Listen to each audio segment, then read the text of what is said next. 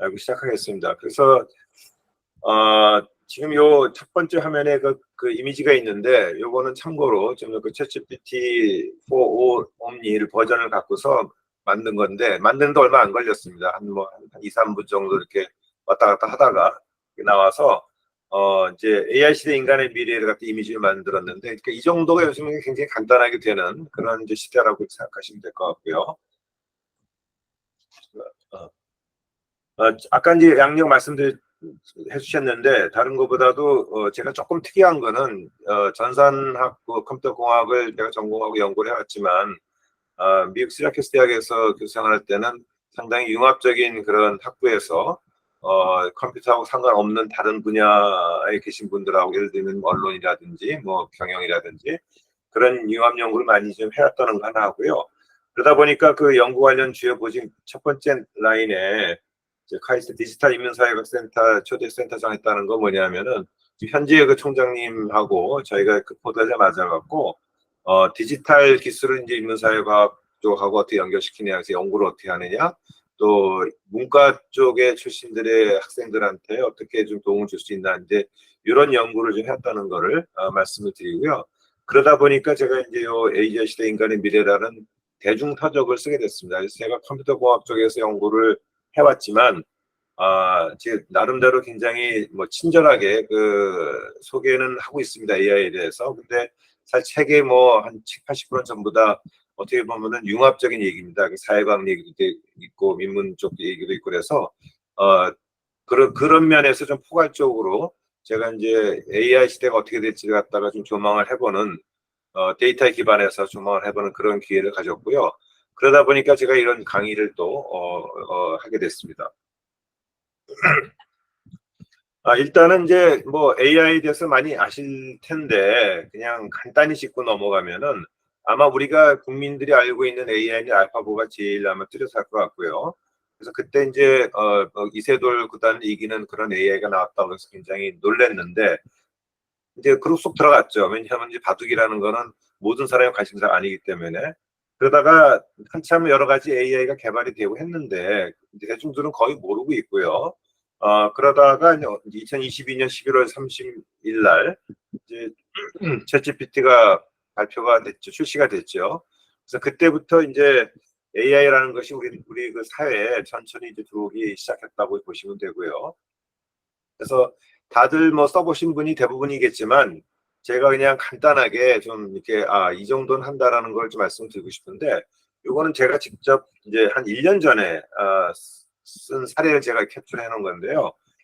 그때 제가 이제 무슨 그 주례를 할 기회가 있어서 신혼부부한테 이제 1 플러스 1은 3이라는 것을 갖다가 이제 화두로 해서 얘기를 좀 하려고 한 시절이었거든요. 그래서 이제 물어봤습니다, 저 GPT한테. 너는 혹시 이런 얘기를 아냐? 이렇게 물어본 거죠. 그랬더니 이제 밑에 챗GPT라고 쭉 나왔잖아요. 그러니까 얘가 그 상징적 의미를 다 알고 있는 것처럼 답을 하는 거예요. 그래서 1 플러스 1이라는 것이 꼭 수학적으로는 2지만, 이제 이게 상징적인 의미가 있어서 꼭 뭐 아이를 하나 낳는다는 의미가 아니라, 이제 두 사람이 이렇게 결합을 했을 때는 이제 새로운 것이 창출이 된다, 뭐 이런 거를 얘기를 하고 있거든요. 그래서 이런 식으로 그냥 이렇게 질문을 하고 답을 주는 정도가 아니라, 그냥 지속적으로 계속 이렇게 얘기를 나눌 수가 있다라는 거죠. 그래서 그러면은 이제 대답 중에 이건 또 뭐냐라고 물어볼 수도 있고, 그래서 이 정도의 대화가 가능하다 정도로 생각하시면 될 것 같고, 이게 작년 얘기였고 이제 계속 또 얘가 진화를 하고 있거든요. 기술 개발이 돼서 더해지고 하고 있는데, 저는 이렇게 얘기합니다. 눈치가 백단이다, 이렇게 얘기를 해요. 기술적으로는 이걸 이제 맥락 내에 어떤 학습을 한다 그러는데, 그러니까 엄청난 데이터를 가지고서 컨텐츠로 학습을 했지만, 그때 이게 대화를 하면서도 이제 배워나간다는 이제 그런 의미죠. 그래서 예를 보게 되면은, 제가 밥 먹으러 학교 식당에 가자, 화살표, 그다음에 영어 그 번역을 집어넣고, 그다음에 한국어로 오늘 식당 메뉴 어떤 것이 있을까 해서 물음표 딱 쳐놓으면은, 그 외에 아무것도 안 줬습니다. 제가 뭘 할 것이라는 것도 얘기도 안 하고, 그냥 요것만 탁 집어넣어줬는데, 얘가 눈치를 탁 챈 거예요. 이 사람은 한국어를 영어로 번역하고 싶어 하는 거구나.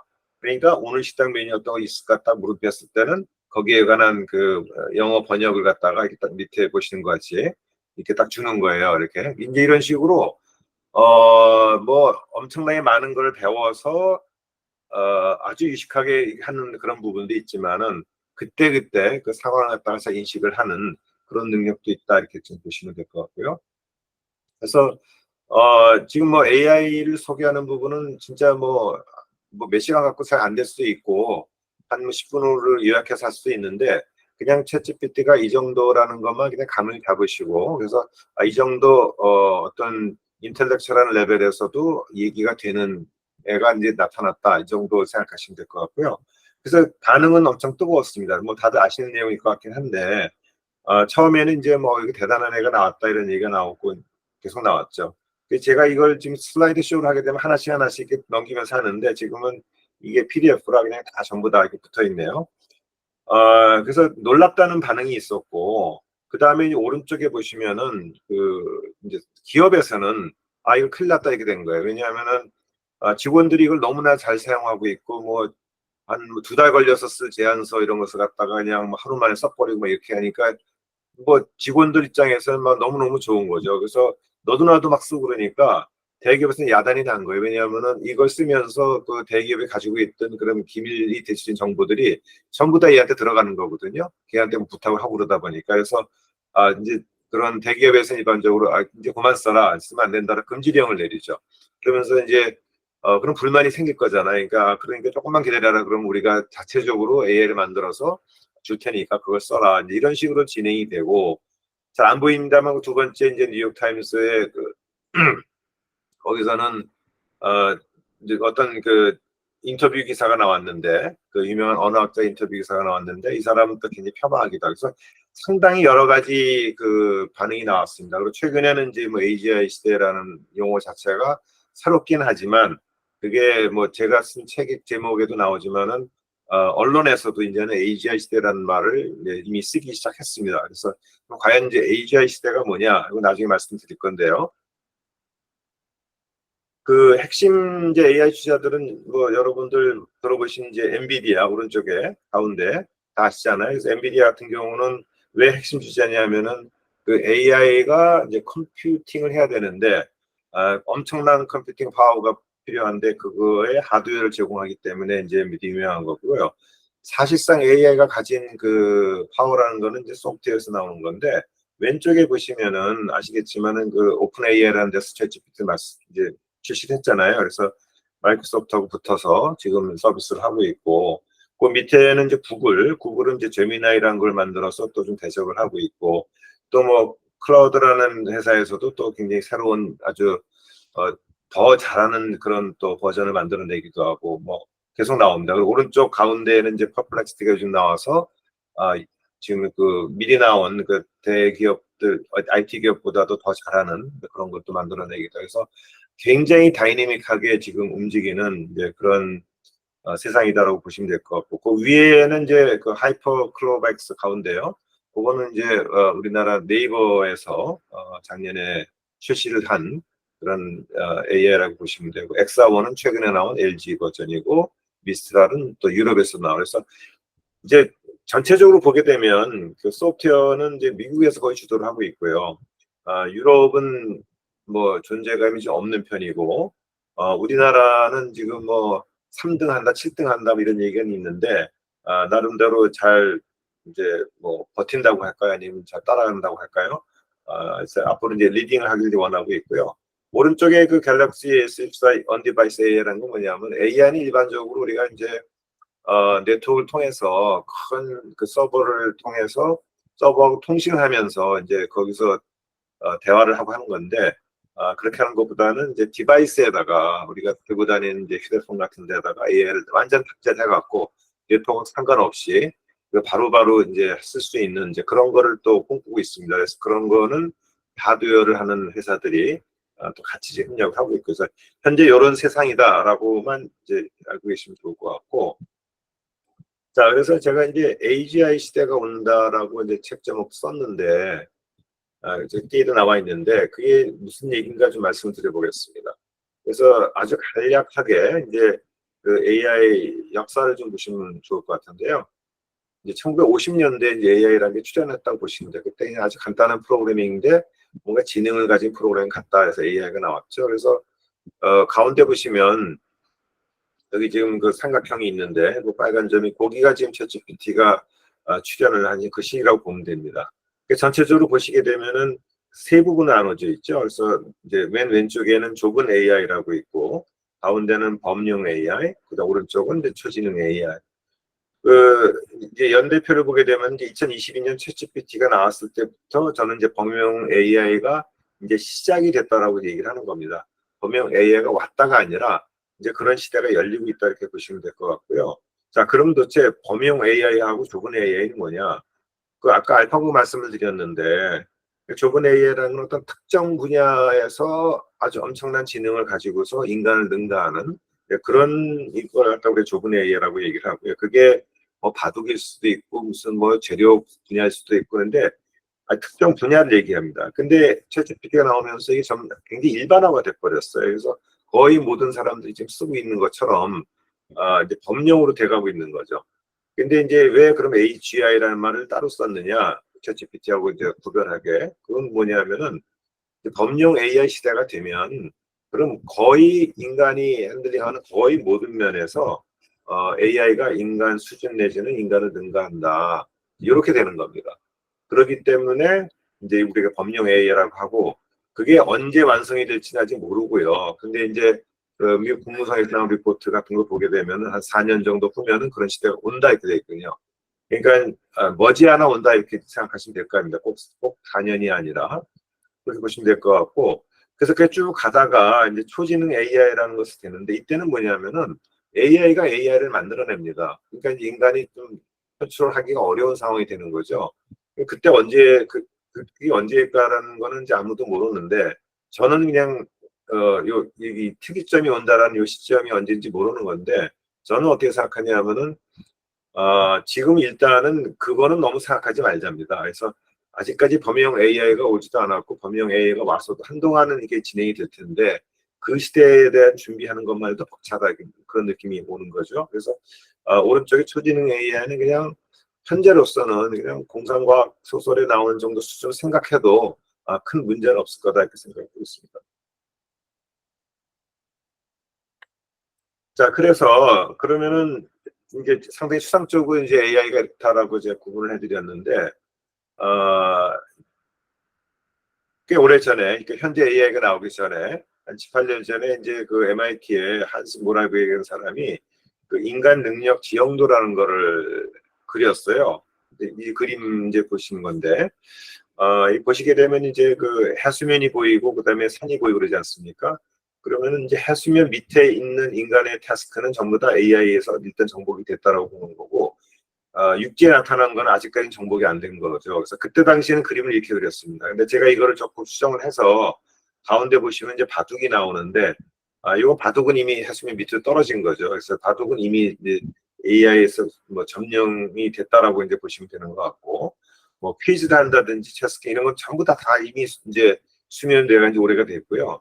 사실상의 수면은 더 올라가 있어갖고 좀 경영 분야, 뭐 예술 분야, 뭐 과학 분야 이런 데까지도 지금 굉장히 그 AI가 영향을 주고 있고 사실 인간보다 더 잘하는 부분이 많이 생기고 있습니다.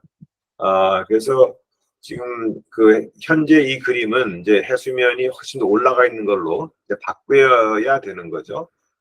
그래서 에이지아 시대가 막 온다 그러면 오른쪽에 표시하는데 거의 이 정도가 와서 거의 모든 부분이 다 해수면 밑으로 이제 내려간다. 이렇게 이해를 하시면 되겠습니다. 자, 그래서 제가 이제 결론부터 말씀을 드리는데, AI는 굉장히 우리들한테 도움을 주고 있고 또 주기 때문에 이렇게 개발이 되고 있지만 사실은 굉장히 이제 위협적이라고 보시는 게 저는 이제 맞다고 보고요. 거기에 대한 이유가 있는데 크게 보면 세 가지가 있습니다. 하나는 뭐냐면은 AI를 만드는 그 기술자나 뭐 연구자나 아니면 이제 그런 빅테크 IT 기업들이 엄청난 경쟁에 들어가 있거든요, 지금. 그들이 원하든 원치 않든 간에.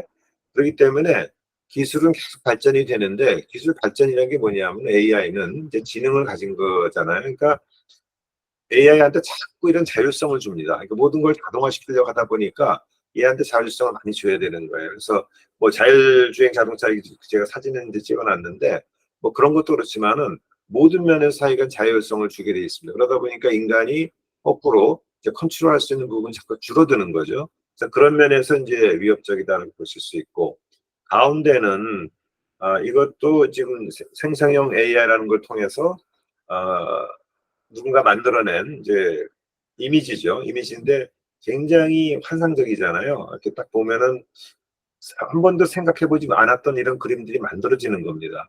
그래서 얘한테 이런 그림을 그리라고 뭔가 말로는 했겠지만은 구체적으로 뭐 이렇게 보여준 것도 아닌데 지가 스스로 이런 그림을 이제 만들어내는 거죠. 그래서 우리가 그걸 갖다 보통 창발 능력이라고 합니다. 그래서 영어로 이제 immersion capability인데, 이 현재 AI는 우리 인간이, 그러니까 이 AI를 만들어낸 사람도 없고 쓰는 사람도 없고 생각지도 못했던 쪽으로 얘가 능력을 이렇게 보여주는 거예요. 그래서 그런 걸 갖다 우리가 이제 조금 어려운 말 같이 느껴지지만 창발 능력이라고 이렇게 이제 번역을 해서 쓰고 있습니다.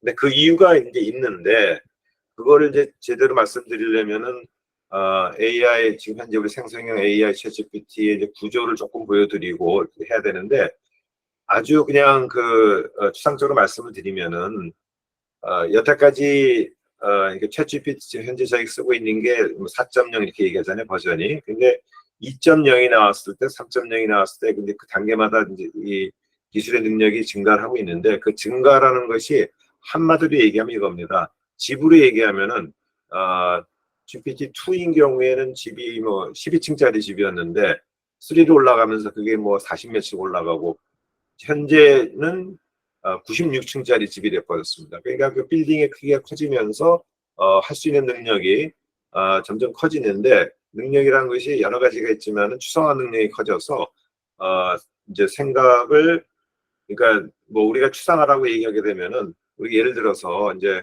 글을 많이 읽게 되면 문법을 모르긴 하지만은 그 글이 자연스러운지 아닌지 알 수 있고, 그 글이 가지고 있는 뭐 논리적 구조도 알 수 있고 뭐 그렇잖아요. 그래서 누가 직접 이렇게 그 어떤 하나의 그 규칙으로 알려주지 않더라도 엄청나게 많은 그 데이터 컨텐츠 읽어드리다 보면 그런 능력이 생기는 건데, 그 능력이 그 AI 알고리즘의 층을 막 올라가면서 엄청나게 생긴다, 이 정도로 이제 이해를 하시면 될 것 같고요. 그래서 그런 창발 능력 때문에 위협적이라는 거고, 마지막으로는 지금 현재 AI가 있는데 그 AI가 어떤 답을 내고 이제 뭔가 수행을 했을 때 왜 그런 결과를 냈는지, 왜 그런 결과가 나왔는지를 명확하게 아무도 설명을 못 한다는 거예요. 그래서 챗GPT를 만든 오픈 AI도 모르고, 물론 저희도 모르고, 다 모릅니다. 그냥 대략적으로 그 구조를 알고 있고 알고리즘을 이해는 하지만 어떤 특별한 그런 문제에 대해서 답이 나왔다고 했을 때 그게 왜 어떻게 도출이 되는지를 명확하게는 모르는 거예요. 그 모르는 이유는 뭐냐면은, 쉽게 생각하면 이렇게 생각해요. 우리가 인간이 저한테 누군가 질문을 이제 해서 제가 답을 드리면은, 그럼 저희 뇌에서 그 뉴런들이 어떻게 움직여서 답이 나왔다, 이걸 알 수가 없잖아요. 그냥 뉴런들이 연결이 돼서 뭔가 프로세싱이 일어나고 답이 나왔다, 이 정도는 아는 거죠. 마찬가지입니다. 얘도 그 내부적으로 그 인공신경망의 어느 부분이 어떻게 연결이 돼 갖고서는 어떤 답을 냈다라고 정확히 알 수 있는 방법이 지금 없습니다. 왜냐하면은 그 안에 있는 매개 변수가 너무너무 많기 때문에 분석을 할 수가 없는 거예요. 그래서 잘 모르기 때문에, 이 안에 어떤 일이 일어나는지 잘 모르기 때문에 역시 이제 위협적이다, 이렇게 보시면 될 것 같습니다. 자, 그래서 제가 얘기 처음에 이제 좀 그 인공지능에 대해서 올바른 생각을 가지는 게 중요할 것 같아서 제가 말씀을 이제 드렸는데, 좀 구체적으로 들어가 보면 사실 저희는 제일 걱정하는 게 일자리죠. 왜냐하면 이게 나오면서 일자리 대체가 된다는 얘기가 지금 많이 나오고 있잖아요. 여기도 마찬가지로 제가 이제 신문에서 매체에서 나온 것들 갖다 캡처해서 붙여놨는데, 굉장히 예측은 다 다릅니다. 뭐 3억 개 일자리 없어진다고도 얘기하고, 전체 우리가 인간이 하는 게 30% 정도는 뭐 자동화가 될 수 있다 얘기도 하고, 굉장히 많은 그런 통계 내지는 예측 데이터가 나오고 있는데, 그럼 어느 게 맞느냐, 뭐 이런 생각을 하실 필요는 없을 것 같고, 전체적으로 큰 이제 쓰나미가 오고 있다, 이 정도 생각하시면 될 것 같아요. 저는 그래서 AI, 지금 생성형 AI를 갖다가 하나의 뭐 쓰나미 뭐 아니면 태풍 이런 식으로 제가 비유를 많이 하는데, 그런 게 왔을 때 어떤 일이 벌어질지가 다 명확하게 예측을 못 하잖아요. 근데 거대한 여파가 오고 있고 거기에 대한 피해는 상당히 클 것이다, 이 정도로 일단은 이해를 하시면서 좀 계속 주시를 하는 것이 필요하다고 생각하고요. 제가 하나 지금 여기서 따온 거는 뭐냐면 그 세계 경제 포럼, 다보스 포럼 있죠. 거기서 이제 작년에 만든 그 보고서가 하나 있는데, 요거는 챗GPT 나오기 전에 거를 전 그때 당시를 좀 생각하면서 쓴 것 같아요. 왜냐하면은 그 AI 그 관련된 얘기들이 좀 옛날 얘기 같아서 그러는데, 하여간 그래도 보고서는 이제 2023년에 나왔고요. 나온 게 뭐냐면 가장 빨리 성장한 직업군하고 가장 빨리 사라질 직업군이 나왔습니다. 그래서 이게 절대적인 어떤 목록은 아닌데, 이걸 보시면서 이렇구나라는 감을 잡으시면 좋을 것 같아요. 그래서 가장 빨리 성장한 직업군은 대부분 AI라든지 기술하고 관계됩니다. 뭐 정보 보안 쪽도 있고 핀텍도 있고 많이 있죠. 그러다가 밑으로 쭉 내려가면 이제 아홉 번째는 이제 농기계 운전이라는 게 나옵니다. 농기계는 이건 하이텍도 아닌데 여기 왜 들어가 있느냐 이렇게 생각하실 수 있는데, 농기계는 이제 사람이 운전을 하잖아요. 그래서 기계하고 사람하고 같이 이렇게 협력을 해서 할 수밖에 없는 거기 때문에 완전 자동화가 안 된다는 거죠. 그러다 보니까 오히려 그런 분야는 좀 이제 성장을 할 수밖에 없다 이런 거고요. 오른쪽에 가장 빨리 사라질 직업군은 여러 가지가 나오는데, 나중에 자료 보시면 될 것 같고, 요약을 하게 되면은 일단 단순 사무 행정직 청구 직원들은 그냥 금방 다 이제 대체가 된다. 지금도 이미 대체가 되고 있죠 벌써. 그 다음에 심지어는 좀 전문가들, 뭐 회계라든지 뭐 그런 쪽도 이제 그 대체가 되고 있다는 거고, 가장 많이 이제 언급이 되는 게 이제 기자 뭐 아니면은 변호사 이제 이런 직업군이 굉장히 위험하다고 다 알고 있죠. 실제적으로 그런 일이 벌어지고 있고요. 미국은 심하고 한국에도 서서히 그런 변화가 일고 있습니다. 지금. 자, 그런데 이제 또 재밌는 그 기사가 하나 났었는데 뉴욕타임즈에 아, 뭐냐면 교육 수준별로 봤을 때 어떤 인력이 과연 AI한테 영향을 가장 많이 받느냐 이런 거를 이제 조사를 해놓은 겁니다. 그 이제 가운데 보시면은 4년제 대학 졸업이 있는데, 그 4년제 대학 졸업자들은 75% 정도는 이제 AI 기술로 자동화가 될 수 있다 이겁니다. 75%가 이제 직장이 없어진다 그런 얘기가 아니고요. 자동화로 커버가 된다. 그러니까 말하자면은 4년제 대학 졸업을 해서 직장을 잡고 그 직업을 갖다 유지한 사람들은 대체 가능성이 굉장히 높다고 이제 보는 거죠. 결국 뭐냐면 이제 고임금 노동자들의 그 대체율이 굉장히 높을 것이라는 것이고요. 심지어는 대학원 졸업생들도 64% 정도는 대체가 될 것이다 하니까, 이걸 보면은 뭐 애들 대학 보낼 필요도 없고 대학원 보낼 이유도 특별히 없는 것처럼 이제 보이는 거죠. 그래서 고임금 노동자들이 굉장히 위태롭다는 거고, 상대적으로 이제 2년제 대학 같은 경우는 거기서 이제 공부를 하고 그 학위를 따서 얻는 그 능력이라는 거는 대부분 이제 머리하고 공을 같이 쓰는 부분이 많잖아요. 그러다 보니까 이제 그 대체율이 자동화되는 부분이 34% 정도라고 보이는 거고, 그래서 고등학교 졸업 이하로 내려가면 점점 더 떨어지고, 그래서 결국은 옛날에는 우리가 이제 어떤 그 매뉴얼 조합에 대해서 그 기술이 대체를 한다고 걱정을 많이 했었는데, 지금은 거꾸로 정신 노동을 하는 그 고임금 직업이 대체될 가능성이 높다 이렇게 정리를 해보시면 될 것 같습니다.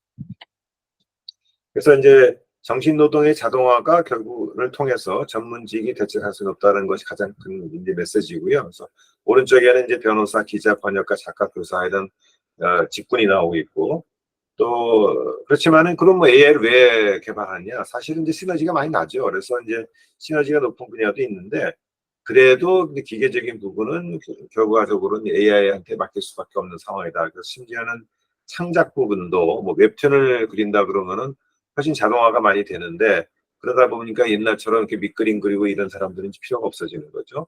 심지어는 뭐 데이터 분석도 이제 예를 들어서 데이터 사이언티스트 같은 게 몇 년 전만 해도 굉장히 각광받는 그런 직업이었는데, 이제는 그 알고리즘만 갖고 데이터 분석만 하는 거는 사실 필요가 없어지거든요. 근데 AI가 해버리니까. 그렇다고 데이터 사이언티스트가 필요 없냐? 그건 아니고요.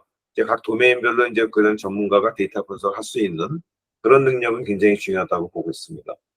또 감성이 필요한 부분도 일부 대체가 가능하죠. 그래서 심지어는 의사 상담도 그렇고 뭐 고객 상담도 그렇고 이런 부분들이 AI로 좀 대체가 될 것 같아요. 왜냐하면 이제 연구를 해보면은 예를 들어서 환자들이 의사하고 얘기하는 것보다는 AI하고 얘기하는 걸 더 선호한다는 그런 그 연구 결과도 나와 있습니다. 그리고 이제 의료 분야도 이 시너지가 많이 날 분야이긴 한데 뭐 영상의학 부분이나 이런 쪽은 사실 인간 의사보다 훨씬 더 잘하거든요. 그래서 무슨 뭐 암을 찾아낸다든 이런 거는 훨씬 더 잘합니다. 그래서 거기도 그렇게 뭐 안전지대는 아니다. 이렇게 이제 보시면 될 것 같고요. 자, 그래서 그러면 이제 이런 큰 변화가 일어나고 있는데, 그러면 AI 시대에 그럼 인간의 역할은 도대체 뭐냐? 계속 이게 밀려나가면은 우리는 그럼 앞으로 뭘 해야 되느냐? 이런 의문이 자연스럽게 드는 거죠. 그래서 이제 거기에 대한 대답은 우리가 어떤 역할을 하는가에 따라 달라지거든요. 그래서 만약에 내가 이제 밑에 보시면 AI 연구개발 전문가는 당연히 이제 신이 나서 계속 연구개발을 할 건데, 그렇다고 지금처럼 이렇게 아무 생각 없이 그냥 기술만 개발하는 것이 중요한가 이제 좀 의문이 생기는데요. 아, 그래서 이제 AI가 과연 그러면 안전한가 하는 그런 점을 생각해가면서 AI도 개발해야 되기 때문에 아까 초반에 제가 이제 디지털 인문사회학센터에 말씀을 드렸는데, 그래서 인문사회 예술 문화 이런 것들에 대한 깊은 좀 이해를 하고 융합적 사고를 가지면서 이렇게 뭐 과학자나 공학자들이 훈련이 돼야 되는데, 아직까지는 그런 게 전혀 안 돼 있어서 완전히 분리가 돼 갖고 나중에 이제 뭐 개발된 다음에 이게 뭐 인간한테 무슨 문제가 있어 생각해 보자, 이제 이 정도 수준 나오고 있거든요. 그래서 앞으로는 그러면은 공존하기 위해서는 어떤 연구개발 전문가가 이제 만들어져야 되는가 이런 고민도 해봐야 될 것 같고요. 그다음에 이제 뭐 각 기관이나 기업이나 이런 데서 이제 AI 활용 전문가들이 항상 이제 필요하게 될 겁니다. 그럼 이 사람들은 주로 뭐를 해야 되냐면은 자체적으로 AI를 구축을 해야 되고 학습을 시켜야 돼요. 그래서 AI가 어떤 식으로 행동할 거니 결정을 이 사람들이 하게 되는데 굉장히 중요한 역할을 하고 있죠. 그래서 이 사람들이 이제 AI를 이제 많이 알고 있어야 되는 이제 그런 그룹이 하나 있을 거고, 그 나머지는 이제 일반인죠. 일반 조직 구성원이고 이제 시민들인데, 그 시민들은 그냥 가만히 있으면 되는 거냐, 그냥 AI가 일자리 차지하는 거 뭐 그것만 보고 있어야 되냐, 그거는 아니고 사실상 AI를 어떤 식으로 개발을 해야 될지 하는 것에 대한 결정도 일반 시민이 해야 되는 거죠. 그래서 그런 결정을 하고 의견을 내려고 그러면은 AI 리터러시는, 우리가 리터러시는 문해력이잖아요. 근데 AI에 관한 문해력이라는 것이 굉장히 중요하다. 그래서 그걸 통해서 평가 비판도 할 수 있어야 되고, 또 하나는 이제 자기 자신들을 위해서 그 직업에 대한 어떤 경각심을 가지고 있어야겠죠. 그래서 이제는 전공 하나 갖고서 평생 먹고 사는 시대라고는 할 수가 없고요. 이제 폴리메스, 그러니까 굉장히 다각제적으로 여러 분야에 대해서 능력을 갖고 있는 이제 그런 사람이 이제 필요한 시대가 됐다라고 이제 보시면 될 것 같습니다. 그래서 제 걱정스러운 거는 지금 이제 미래 세대의 교육을 어떻게 해야 되느냐 하는 거, 좀 중장기적인 그런 데 제가 좀 포커스를 많이, 저는 제 스스로는 그렇게 많이 하고 있고, 그다음에 뭐 기업이나 기관에서도 이제 뭐 자꾸 자동화가 되니까 사람이 필요 없게 되는 거죠. 그럴 경우에는 그럼 이제 그 리더들은 뭐 어떤 생각을 하고 있어야 되냐 이런 게 중요할 텐데, 요약을 하자 그러면은 개인별로는 그 스킬을 업하고 새로운 이제 자기 스킬을 갖다 이제 향상을 시키고, 또 가지고 있지 않던 스킬을 또 다시 보유를 해야 되고 하는 그런 필요성이 있을 것입니다. 그래서 지금 우리가 직업이 많이 이제 AI를 대체될 것이다 이런 예측을 많이 하고 있고 이제 준비를 해야 된다고 생각하는데, 근데 사실상 그러면 뭐 없어지는 것만 있냐? 그 앞으로 생길 것도 많이 있을 때 그건 도대체 뭐냐 그러는데, 그런 부분에 대해서는 그런 부분에 대해서는 이제 사실 예측을 많이 못하고 있고, 근데 그나마 이제 제가 조금 저도 생각을 하고 다른 분들 생각하는 게 모아보면은 이런 것들이 있는 거죠. 그래서 AI하고 기계학습의 전문가들은 여전히 많이 필요할 테니까 이제 그 AI 능력이 올라가면서 이제 역시 사람의 능력도 따라서 올라가야 되는 거죠. 거기에다가 이제 로봇공학 엔지니어들이 이제 결과적으로는 이제 같이 일을 하게 돼 있거든요. 그래서 그 자체가 사실 위험하다고 저는 생각을 하고 있지만, 그래도 하여간 직업적인 면에서는 그쪽이 굉장히 이제 중요한 부분이 되고요. 또 보안 전문가도 엄청나게 필요합니다. 이런 식으로 여러 이제 기술 분야의 새로운 직종들이 생길 것인데, 가운데 보시면은 그 AR을 위한 훈련과 뭐 설명과 유지보수 전문가 이렇게 제가 그냥 해놨는데, 이제 훈련시키는 게 되게 중요하거든요. 학습을 시키는 게. 그래서 그런 전문가가 필요하고, 아까 이제 AI를 블랙박스라고 제가 말씀을 드렸는데, 그러다 보니까 설명을 잘할 수 있는, 그러니까 블랙박스지만은 그래도 얘가 이러이런 과정을 거쳐서 이런 답이 나왔을 것이다라고 설명 내지는 유추를 할 수 있는 그 정도 능력의 사람들이 필요한 거죠. 그다음에 AI는 만들어지면 그건 끝나는 게 아니라 계속 발전이 돼야 되니까 이제 유지보수하는 그런 전문가도 필요하고, 거기에다가 사실 AI로 인해서 야기되는 이제 사회적 문제가 많이 생길 거거든요. 뭐 직업을 잃어버리는 사람도 있고, 또 AI는 분명히 좋은 목적으로 만들어졌지만 그걸 쓰면서 이제 청소년한테 어떤 피해가 온다든지 그런 사회적 문제를 다루는 전문가도 필요하고, 결과적으로는 이제 그 윤리나 안전이나 어떤 신뢰가 굉장히 중요한 이슈거든요. 그래서 그거를 중심으로 이제 새로운 직군들도 많이 나타날 것이다. 근데 결국은 이제 이제는 사회가 뭔가 AI를 중심으로 좀 재편되는 듯한 그런 느낌이 좀 오지 않습니까? 이런 부분에 대한 이해도 이제 좀 유용할 것 같고요. 그 제가 이제 그 책에서 그렇고 던지는 메시지는, 인간하고 AI하고 공존. 여태까지는 AI는 도구였잖아요. 공존하는 것이 이제는 불가피하다. 그래서 이제는 그냥 도구로 사용한다, 안 한다 이런 얘기가 아니고, AI는 이제는 그냥 존재할 것이고, 그 다음에 얘도 나름대로 이제 진화할 것이니까 얘하고 어떻게 공존할까, 그런 공존의 방법을 찾아 나가야 된다는 거죠. 그래서 현재는 우리가 AI를 갖다 여러 가지 보는 방법이 하나의 뭐 지니처럼 보이기도 하고, 학생들한테 개인 교사가 될 수도 있고, 뭐 친구가 될 수도 있고, 여러 가지 지금 역할을 지금 하고 있고, 더 이게 확장이 될 텐데, 그럼 우리는 그럼 뭐를 하고 있어야 되느냐? 이제 이 질문이 되는 거죠. 그래서 공존도 해야 되고, 같이 공진화를 해야 되는 거예요. 그럼 그런 맥락에서 이제 조금 거시적으로 볼 필요가 있다는 거죠. 그러다 보면은 이제 우리의 정체성까지도 이제 다시 한번 생각을 해봐야 되는 이제 그런 시대라고 보시면 될 것 같습니다. 그래서 공존을 그럼 어떻게 할까? 굉장히 앞으로 할 일이 많지만, 저는 이제 생각한 게 뭐냐면은 일단은 인간이 뭔지 좀 알아야겠다 이제는. 자, AI가 뭔지 아는 게 굉장히 중요하죠. 근데 공존을 얘기하기 때문에 그럼 인간은 도대체 뭐냐? 다시 한번 생각해봐야 된다는 거죠. 근데 이게 AI는 인공지능이잖아요. 그럼 지능적인 관점에서 봤을 때, 그럼 우리는 어떤 지능을 갖고 있냐는 거죠.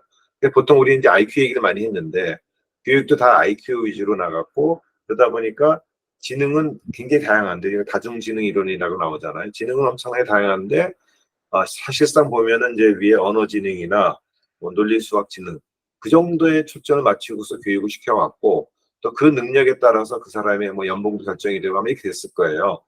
그런데 그거 말고도 엄청나게 많다.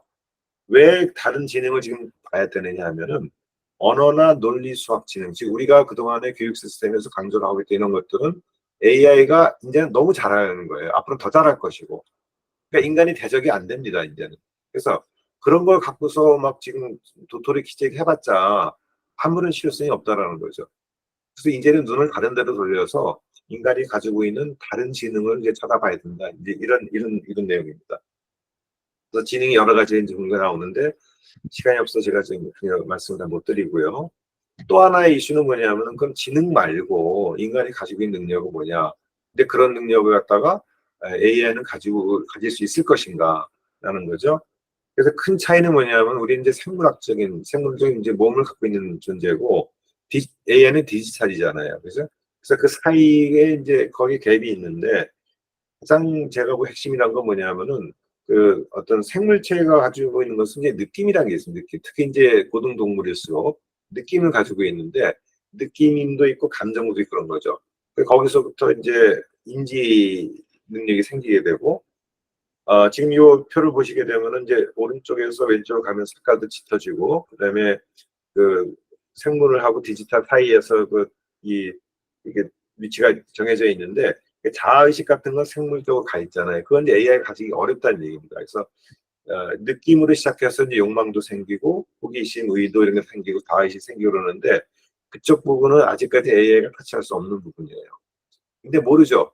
이게 이제 로봇하고 이제 붙게 되면은, 그래서 뭐 사이보그처럼 뭔가 만들어지면은 얘도 언젠가는 느낌을 가질 수 있게 되고 그러면은, 더 이상 이제 인간하고 이제 뭐 AI하고는 어떤 구별할 수가 없는 시대가 올 수는 있는데, 아까 말씀드렸지만 그건 약간은 좀 공상과학적으로 일단은 놓고 지나가도 괜찮을 것 같고요. 그래서 일단은 이런 인간이 가지고 있는 본성, 이게 뭔지, 를 잘 알고, 우리가 스스로가 알고, 그거를 갖다가 이제 우리가 활용하는 쪽으로 더 가야겠다 하는 이제 말씀을 드리는 겁니다. 그래서 AI 시대에 이제 인간이 갖춰야 할 일반적 능력이라는 거를 제가 책에 이렇게 정리를 해놓은 게 있는데 설명 많이 해놨는데, 일단 제가 표만 이제 보여드리고, 그래서 이거 세 그룹 나눠놨습니다. 그래서 AI하고 인간이 공유하고 있는 능력, 그러면서 AI가 점점 더 잘하게 되는 능력, 심지어는 거기 창의력도 있죠, 문해력도 있지만, 지금 문해력은 지금 AI가 뭐 인간을 능가하고 있다는 말씀이고, 창의력조차도 AI가 건드리고 있기 때문에 그 범주에 속해 있습니다.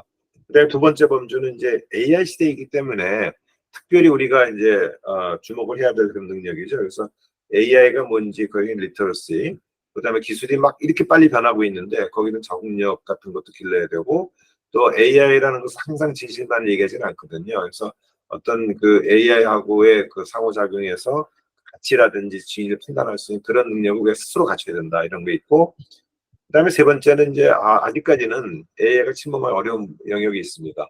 그래서 이제 공감에 기반해서 협업을 한다든지, 뭐 경험을 체화한다든지, 또 정서적 인간다움을 보여주는 이런 거는 없거든요. 그래서 우리가 서비스나 산업계에서도 사실상 보면 이제는 인간다움 쪽이 조금 더 우리가 초점을 맞춰야 되지 않는 제 생각이고, 근데 그 각 영역별로 보게 되면은 이제 그 다중 진행들이 어느 정도 이렇게 관여가 돼 있다, 이런 거를 지금 제가 표시해 놓은 거 보여드리는 거고요. 자, 그래서 이제 미래 세대 교육의 전환이 돼야 되는데 시간이 없기 때문에 간단히 말씀드리게 되면은, 이제는 여태까지 이제 교사나 부모와 학생의 관계에서 모든 게 이루어졌잖아요, 교육이라는 게. 근데 이제 거기에 AI가 들어가는 겁니다. 그래서 어떤 그 삼각 그런 구도가 형성이 돼서 AI가 하는 역할을 갖다 인정을 하고, 이제는 이제 교사나 부모가 뭐를 지식 전달하고 가르친다는 그런 의미가 아니라 코칭을 하고 뭔가 퍼실리테이팅하고 촉매 역할을 하는, 오히려 그런 역할을 하면서 인간성에 초점을 맞추는 그런데 이제 역점을 제가 두고 있는 모델이고, 그래서 그 여러 가지 이제 어떤 의식의 전환도 필요한데요. 그래서 AI를 경쟁이 아닌 어떤 협력 대상으로 인정하자는 것이고, 그런데 그 AI가 가지고 있는 그 비자발적 능동성이라는 게 있습니다. 그 자율성이 있기 때문에 그 능동성으로 인해 생기는 문제를 우리가 미리 좀 알고 있어야 되고, 그거를 가지고서 이제 이런 모델을 갖다가 확장을 시켜나가는 그런 노력이 좀 필요합니다. 자, 그래서 제가 마무리를 해야 되는데, 이제 제가 주장하는 것 중에 하나는 2차 인지혁명이 오고 있다거든요. 이게 뭘까요?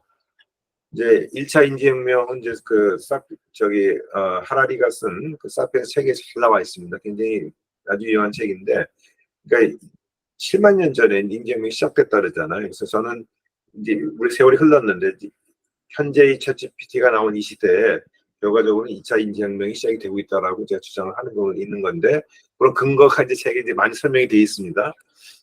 그래서 이제 간단히 보면은 1차 인지혁명은 사실상 이제 뇌가 진화되면서 뭐 언어가 출현이 되고 사회가 형성이 돼서 결과적 문명 발전까지 온 거잖아요.